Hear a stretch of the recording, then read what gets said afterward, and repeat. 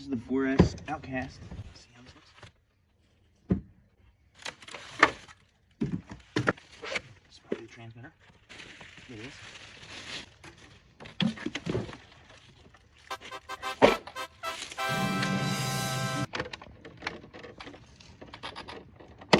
Man, armor clips are hard to get out at first.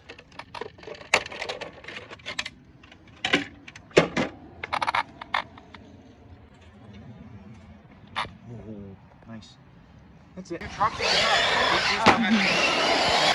do we have wrong with it today? There you go, Shane. There you go. There you go. I do have a 4-packet. Ooh, shit.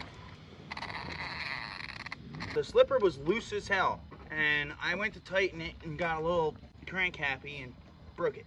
Sure, all you ARRMA guys out there know what I broke. Yeah, you're right. That little collar inside of the hub. When you tighten your slipper too much, it breaks right off. But this truck does have a metal collar where I told you guys before to put the bearing between the outer side of the back part of your hub that goes around the rear drive input gear. Regardless of what they do to it, there's always going to be something, I feel like, that it's going to be an issue until you upgrade. And I mean upgrade, guys. I don't mean get a new ring and pinion gear. I mean get the hot racing kit for your dips. That's the only thing I've found so far that holds up worth of shit. 4S truck that I built has a hot racing rear, and that's the only part of the truck that works all the time. And I have not maintenance it since I put it in over a year ago. Ouch. Cringe. This truck is tough though, I'll tell you that. If nothing's like visually broke after that, I'm surprised. Cracked. Is it really? Right there. Yeah. I told you not to break it, but I did it. Oh, God, that was bad. Here, I'll show it to the camera so you guys can see what kind of damage you get from a roll like that. You can't flip it back over no matter what you do.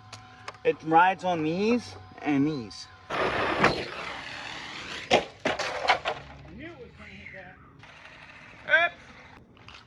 This is what we're jumping over, by the way. And that's him jumping.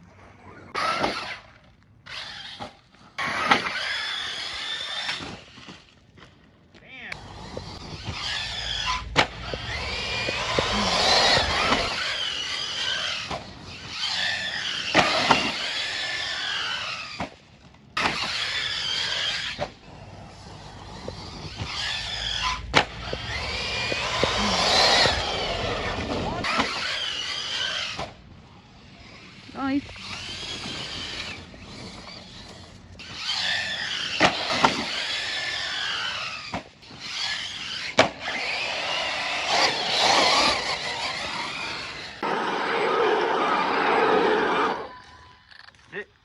Like and subscribe.